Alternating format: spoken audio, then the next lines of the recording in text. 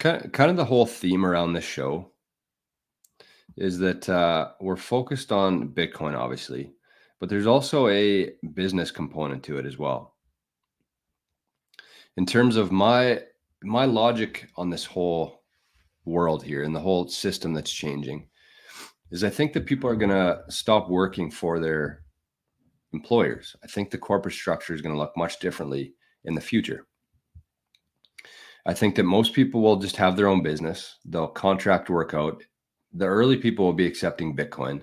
And I think that eventually we'll get to that point. But I think that the early adopters here, the first people to adapt to this new system, are going to be the ones that make out like bandits here. And so with that in mind, I think that you should always, even if you're somebody who's working a 9-to-5 job right now, I think you should start thinking about, if you were to start your own business, what would it look like? What would you do differently that would set you apart from your competitors? Because there's a much different mentality there between being an employee and owning a business. Everything's different. In the workplace, you're obviously competing against your other employees, your fellow employees, for the next promotion or the next bonus or whatever that is. There's some competition there for sure, but not like when you have a business. So I really want you to just start thinking about that. If I'm right about this, and in 10 years from now, everybody's kind of working on their own, there'll obviously be some outliers there and some big corporations who need a bunch of employees. But I think that AI is going to replace a lot of them, and people are going to start doing stuff on their own. So I want you to just start thinking about, if this happened to you and all of a sudden you decide you want to start a business and start offering your product or your service out there on your own, what would it look like? How would you do things differently yourself? What would make you stand out from your competitors and everybody else who's making the same thing or offering the same services you are?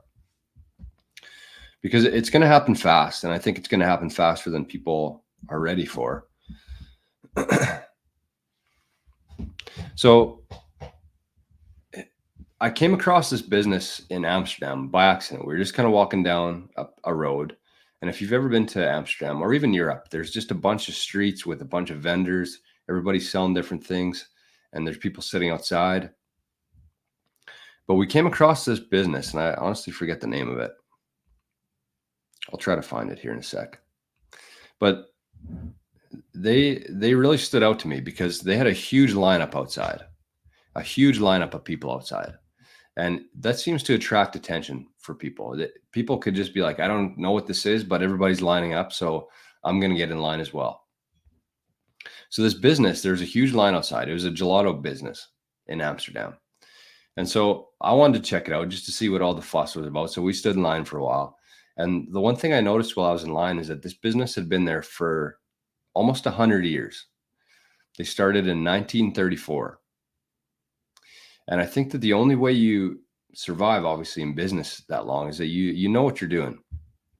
And so it was very interesting to me, because the other thing that really caught my attention was there was a sign outside that said cash only. So I knew immediately that I was going to like these guys if they're only accepting cash, because we saw some businesses in Amsterdam too that weren't accepting cash at all. They were only card, no cash. So this was cash only. And so we walked inside, and there's another big sign in there that said no pictures or video, respect our privacy, which I loved, because I think that there's too many people out there who just think that they can take pictures of whoever they want, whenever they want, post it online. And I just have an issue with that, because people, they don't want to be on the internet, or they don't want to be on your fucking feed. So just chill out a bit. But the other part of that too is that they're not relying on people to promote their business online. They just are that good of a business. They have that good of a product that people will just be there regardless. They don't need to be promoted online. So the main thing that really stood out, though, is that when we went inside, we got in line and went inside, is that the lack of options. So there's one flavor. This was a gelato company. They made, I think there was cones and dishes, but there was one flavor, vanilla. That's it. You could choose small, medium, or large, cone or dish, but there was only one flavor. And so I really love the idea of just having such a simple business model. So simple. People could sit there for 5 minutes choosing a flavor, going back and forth. And what does that do for your business? What was that? What was that?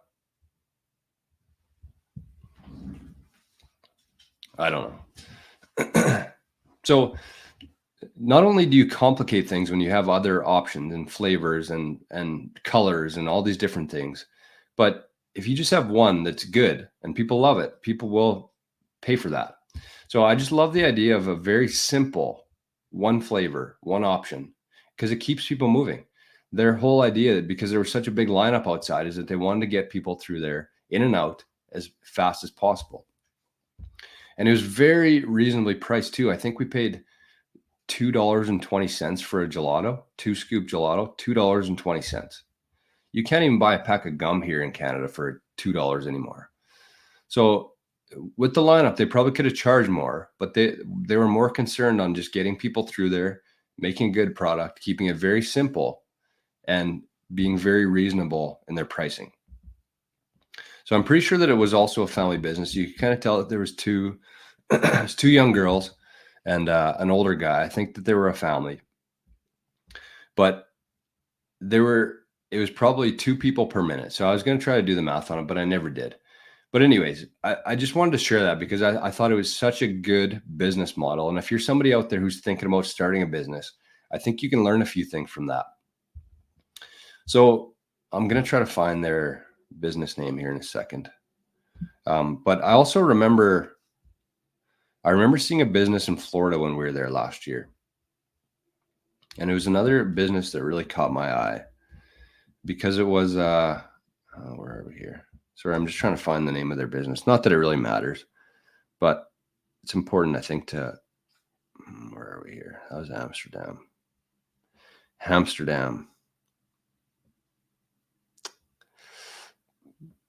No, that's not it. Sorry, I should have had, here it is. Yeah, of course can't even read it anyways. Bank at the Bakery, VD Lind, since 1937. I took a picture of it. So the other business I saw in Florida last year when we were driving through there it was just a big sign. It was a business, side of the road, big sign that just said $20 used tires. $20. You need a tire, doesn't matter what size, doesn't matter what brand it is, $20. So I just think that when you're running a business and you think about the ins and outs and the different aspects of your components of your business, the simpler that you can keep it, the better. So these guys probably get their tires from an insurance company. People, they just find them maybe from the dumpster, or not the dumpster, but like the landfills. They go get these tires. They probably have a whole bunch of different costs on them. Some of them might cost 50 cents. Some of them might cost $15. But they sell every single one of them for $20. That's it.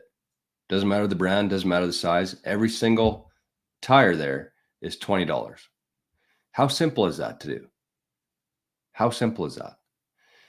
So just think about that. If you're somebody out there who's either has a business or you're thinking about starting a business one day, I just want you to keep that in mind of how important the simplicity of it is. And I'm actually going to start tying this in a little bit into my own King Golf stuff and in the 88 SAS channel, because when people have options, not only from your internal perspective of keeping track of everything, but when people have too many options, they just their brain shuts down and they take too much time, which costs you time, especially in a busy place like a gelato. Would you call it a restaurant? I don't know. Facility, a gelato facility, we'll call it. The more options people have, the longer they take, the less they buy. You just keep it very simple. So that's kind of what I want to talk about today. And my path to fire says, I don't understand businesses with high prices. instead of fair pricing and selling more product. I agree with that, honestly. The other part of that, though, because I do see both sides of it, and I see both sides of it in our golf company. The other part of this too, and keep this in mind, because one of the hard things about having a business is pricing your products and services, setting a price for it. Because if you think about it, it's kind of crazy. Nobody stops and think about, including myself. But you see the price of everything in the world. You could go to McDonald's. You could go online to Sport Check and see a hoodie on there. The price of everything was determined just by somebody out there, somebody like you, somebody like me. They're all just set by people. And those people made a tough decision of, do they want to, this is the cost. How much do we want to charge for it? And a lot of businesses have a fairly standardized markup in terms of, if they paid $50 for it, they're going to charge $100 for it. But a lot of times, especially smaller businesses, they don't. There's a lot of things that go into decisions in terms of pricing products and services. So the one thing that I've actually noticed in terms of our business, King Golf, is that people don't mind paying more if it's good quality, if it makes their life better. People don't mind paying for it. And in fact, a lot of people actually value things more if they pay more for it. It sounds crazy. It does. But I'll take an example. If I had 2 head covers, which that's what we make, leather head covers, they could be the exact same quality. They're made by the exact same person. They just have a different color. Maybe one has a little bit different design on it. Costs us the exact same. But if I put one head cover for $200 and one head cover for $110, there's a lot of people out there who would actually look at the $200 head cover and think that that's more valuable, and they want to buy that because it's more valuable, because it's priced higher. They cost the exact same. Everything that went into it was the exact same. But because you priced one for $70 more, people in their mind think that head cover there is more valuable, just because I made a price of it. I changed the price and bumped it up. And it's the same thing too. If I'm charging somebody who got a custom head cover and I charge them $150 or $200 instead of $150, if I charge them that, they actually feel like they got a product that's more valuable. And I always want to give discounts to people. I feel like people appreciate discounts just with everything in the economy right now. But I think that I'm looking at it wrong, and I have been looking at it wrong. So both these things, in terms of this simplicity and in terms of actually, don't go extreme with it. Like if I bumped it up to $400, nobody's going to fucking buy that. So you have to be reasonable with it, but you should think about that when you're pricing your products, because you want to have a comparison there as well. So having that option for people who don't have $200 to spend is an option. You have to have that there, as long as you're making money off it, obviously. But don't be afraid to have some higher priced products and items and services that the people who do have the money feel like they're getting more value just because they're paying a little bit more for it. And make sure that whatever, if people are paying for that, make sure that you give them the value that they deserve for that.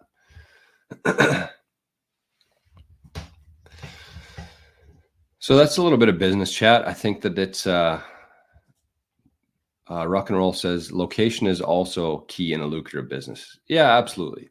It is. You have to be in front of people to get their attention. One of the oldest sayings in the book is out of sight, out of mind. I think that that's very important for businesses. I think that's very important for people's presence, like social media presence. If you're a business, if you're not in front of people, they won't even know that you exist. So out of sight, out of mind, I think, is a very true old phrase or expression. Shitty thing about inflation is that if you don't put your prices up regularly, you're making less purchasing power every year. Yeah, and that's one thing that we're kind of going through right now, is that our costs of everything are going up. The cost to make a head cover is going up. the cost of the leather, the cost of our labor to do it, the cost of the fucking magnets to put in our putter head covers are going up. And it's tough to just keep bumping up your prices over and over again. So you have to be very careful with that, especially. And we're kind of in very weird times right now in terms of how much inflation we have. This isn't a normal thing. It's going to get worse. But eventually, when we move into a Bitcoin standard, that'll all go away. So you have to be very conscious of that as well. This is exactly here we go. Thank you for putting this in the chat, pal. Says I have a friend that made resin bowls, charged $20, sold none, put prices up to $75, started selling. Think about it. You walk into a store and you have a bunch of products in front of you, right? And you see one that costs $50 and you see one that costs $20. Those two products could have been made by the exact same company. They could have cost the exact same amount to make. But because one's priced at $50 and one's priced at $20, you're probably going to go for the $50 one because you think that the $20 one is low quality and cheap and you want it to last a little bit longer. When in fact, they're both fucking dog shit. I'm thinking about like phone cases because I just got a new phone, but I went through that exact same thing. I'm like, okay, well, in my mind, I don't mind paying $50 for it. I'd rather get one that's a little higher quality, is going to last a little bit longer. And I don't know if it is or not. I have no idea. I didn't spend an hour looking into the phone companies and their history. I just think that because it's $50 and people pay for that and they can afford to keep that at $50, that's probably a higher quality product. So just something to think about there, I guess, in terms of, and I apologize if there's not many people in the chats here who have businesses or have any interest in it, but it's part of the show here. Jason says, Scott Deedles made the comment on a panel yesterday that a $20 coffee is coming due to our inflationary environment as minimum wage and business costs increase. We're in the Toronto airport. Yesterday, or not yesterday, whenever we were there. And I went to get some water because I wanted to put some emergency in it. So I went and got a bottle of water. I bought two of them. And I know it's the airport, but still, like, it doesn't matter. This is so insane that it doesn't matter where it was. I went to buy 2 bottles of water, of Aquafina, the cheapest water there, and a bag of chips, a small bag of chips. And I had a $10 bill in my wallet, and I was just going to buy 2 bottles of water and a bag of chips. Go to the till. I kind of did some mental math in my head. I'm like, I should have enough with the $10 bill, which is fucking insane, but I still think that I can do it. So I get up to the till after taxes and probably an airport fee or whatever it was. It was $10.50 for 2 bottles of water and 1 small bag of chips. I almost threw up. So I put back my bag of chips. I said, sorry, I can't fucking do that. 2 bottles of water and 1 bag of chips. If I think back, even when I was like a teenager or a kid for sure, but that would have cost, like, bottles of water were under $1, chips were under $1. That would have cost $3. So in that very short amount of time, I mean, I'm fairly old now, but that short amount of time, it went from that reasonably priced to over $10 for that. So I have no doubt that we'll have $20 coffee and people will just accept it. You see more and more every single day, I'm seeing more and more people posting their grocery bills with their groceries there. I saw a girl, we don't need to talk about this. Everybody's going through the same thing. So I don't need to waste everybody's time here.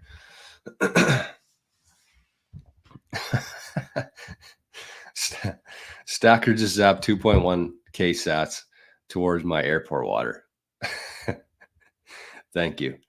This is a crazy part of this whole thing. So think about 2.1K sats here. That would be about what, $2 here in Canada. So currently in Canada, 2024, you can buy 2,000 sats, 2,000 Satoshis. the hardest money, the greatest money it's ever existed. You can buy 2,000 sats for less than a bottle of water. How have people gotten away with charging for fucking water in life? How is that a thing? How do people charge for water? Water's free. You know how much water is on this planet? I wouldn't be surprised if we're going to be charged for air here at some point in Trudeau's Canada. It's sickening. But at the end of the day, and it's easy to bitch, it's easy to complain, but at the end of the day, just be aware of that and understand the reason why we're here. The reason why we're in Bitcoin is for all these reasons. To get away from that stupid system, to get away from the inflation. That's part of it. And to think about our generations to come. And I titled the show Buy Bitcoin for Your Last Name. Didn't spend 1 second talking about it other than Adam at the start of the show. But think about that. Think about that every day about, do I need this? Do I need to go for this car wash? Do I need to buy this? Do I need to eat out today or can I eat at home? You should be taking every single opportunity that you can to buy Bitcoin right now, because we're never going to see these prices again. Right now, you can get 2,000 sats for less than a bottle of water here in Canada. And I'm sure in 10 years from now, if you told somebody that, they would shit their pants. Apologies for swearing and for the crude language here, but honestly, start finding every single way that you can to buy Bitcoin today.